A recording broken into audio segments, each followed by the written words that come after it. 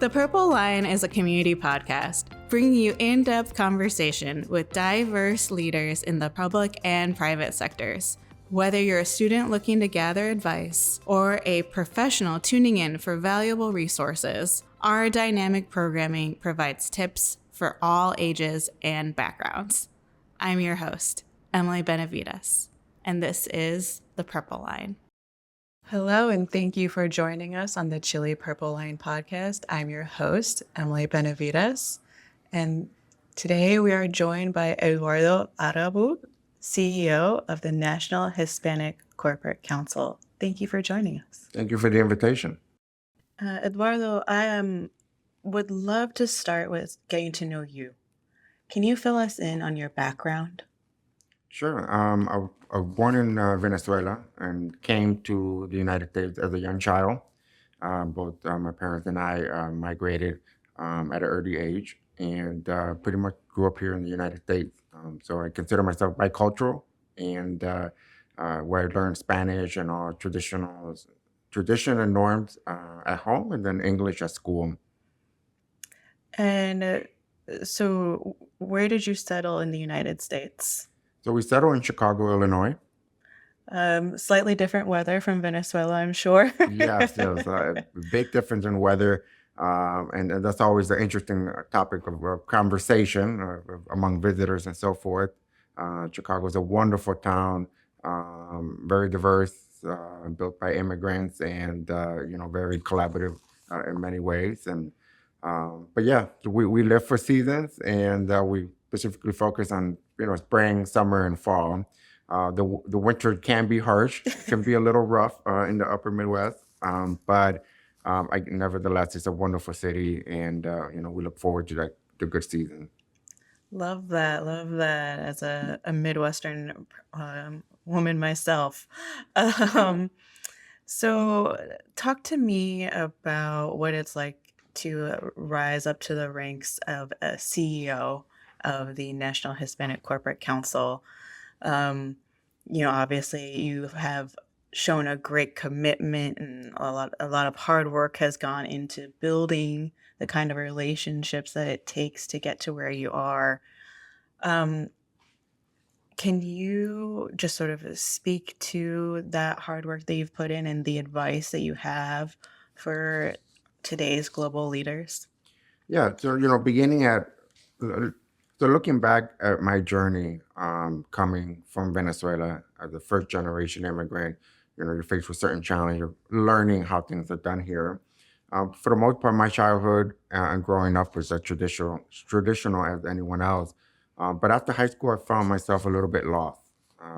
Did not have the traditional pathway to college, did not understand FAFSA, did not understand resources, admission, things like that any first generation student may face. So took about 2 years off and started to work and found my way back into going to school. And what my non-traditional route was going to school at night and working full time for 5 years. So Wow. that's not your traditional college experience, but that allowed me to build a framework that worked for myself and could work for others around academic education, getting the knowledge, the information, building experience at the same time. So when you do graduate, you have experience and the educational background. And then all the other leadership skills, campus activities and things like that.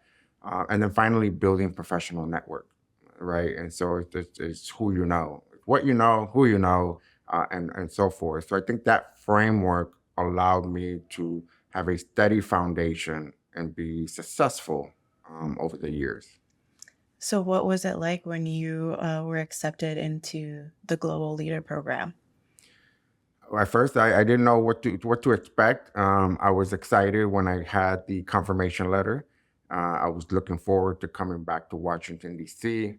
I had visited before and fell in love with the city, and this was a perfect opportunity post-undergrad to be invited to Washington, D.C., and to participate in the Global Leaders Internship and Fellowship Program.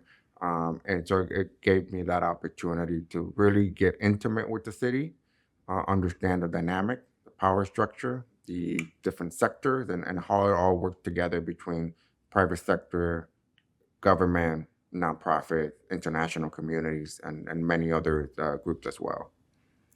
So, Eduardo, you've shown an unwavering commitment to Chile since being a part of the Global Leaders Program, serving as the president of the Alumni Association. Can you talk to us about what it was like to be the champion for all of the alumni of the Global Leaders Program?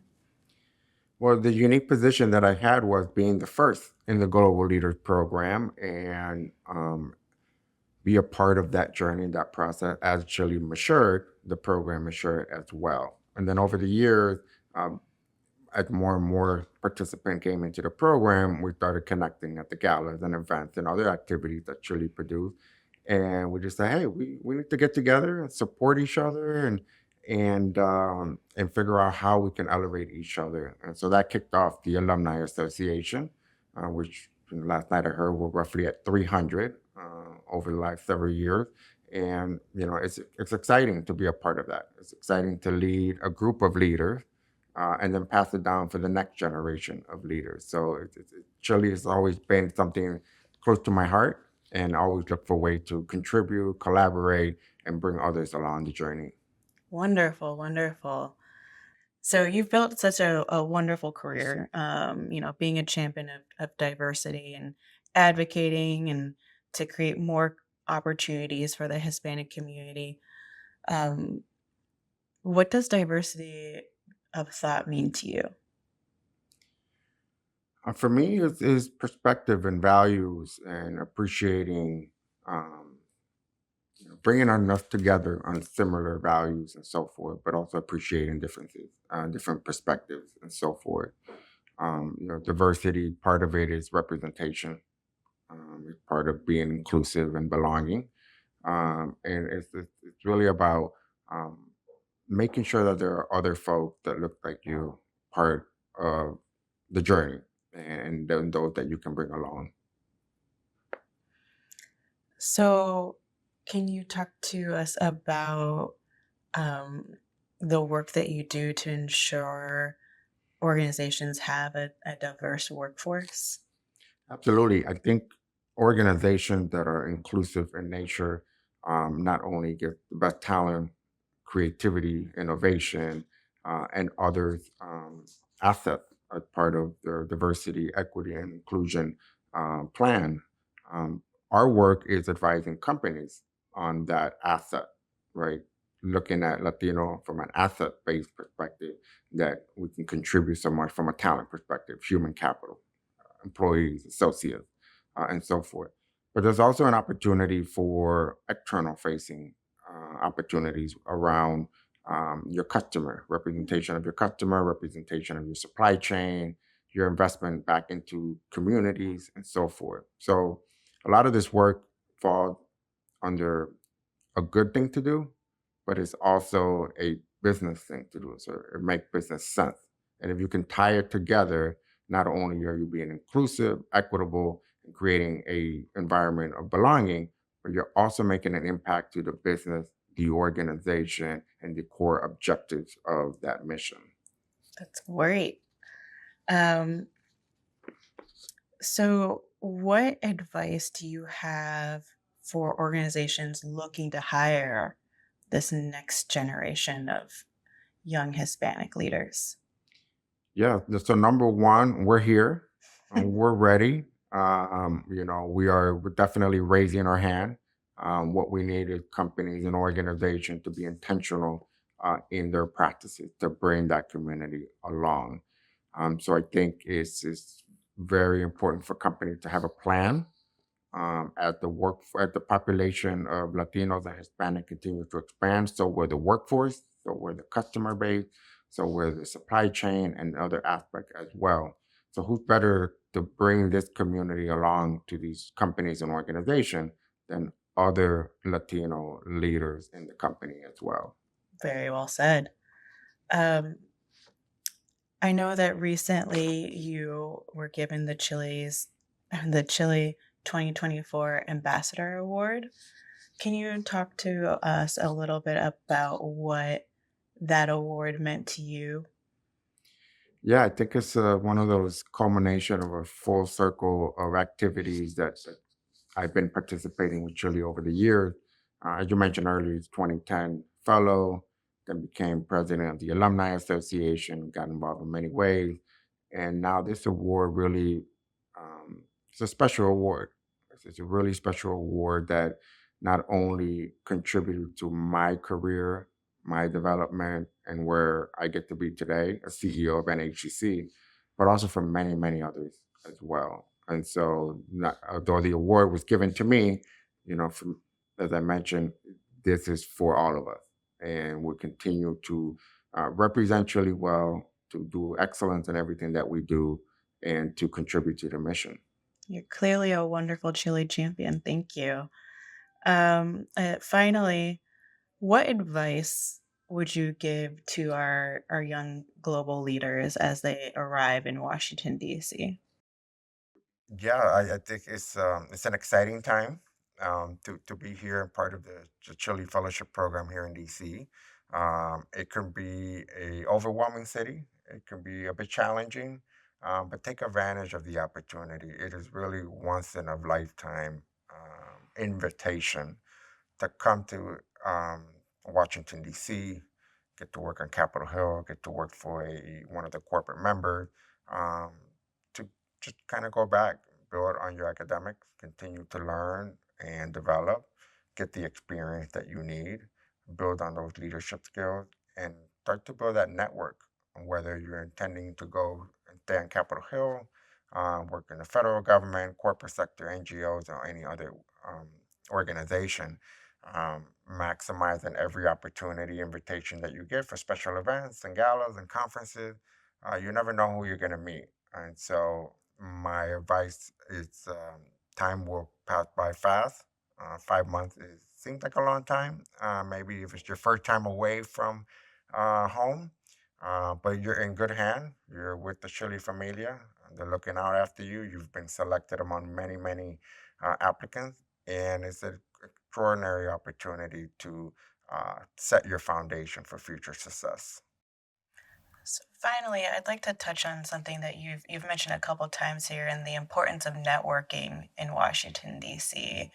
How has networking really helped you build your career, and how can our global leaders and everyone listening to this podcast learn from you?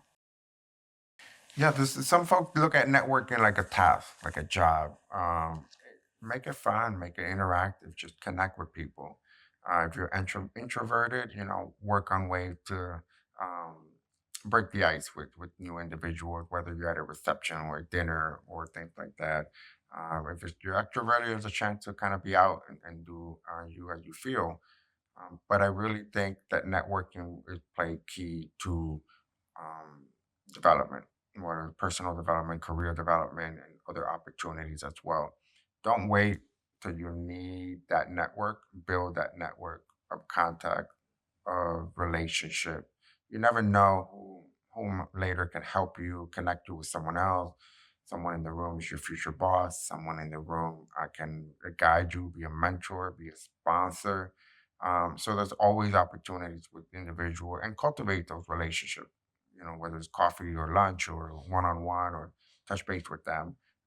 The network is really where you start to build your net worth, Hmm. and that part of your career development and so forth. And that can really help or slow you down, but you can propel yourself through networking.